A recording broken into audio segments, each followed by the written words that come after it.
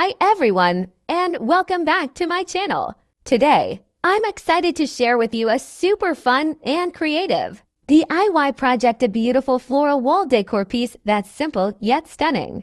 Take a look at this craft. As you can see, it's made using bright green and pink materials that give it a fresh, vibrant look. The base design is a grid pattern, and I've added green paper strips to create a fringed effect. To make it even more eye-catching, I've added these lovely pink flowers with pearl accents in the center, giving it a perfect touch of elegance. This craft is not only beautiful, but also very easy to make. It's perfect for decorating your home, especially if you want to add a pop of color to your walls or create a cheerful vibe for a special occasion. Here's a quick idea of what you'll need. Some chart paper or foam sheets, scissors, glue, and a grid frame like the one used here. The process involves cutting, folding, and arranging the pieces, which is both fun and relaxing. So whether you're looking for a creative project to spend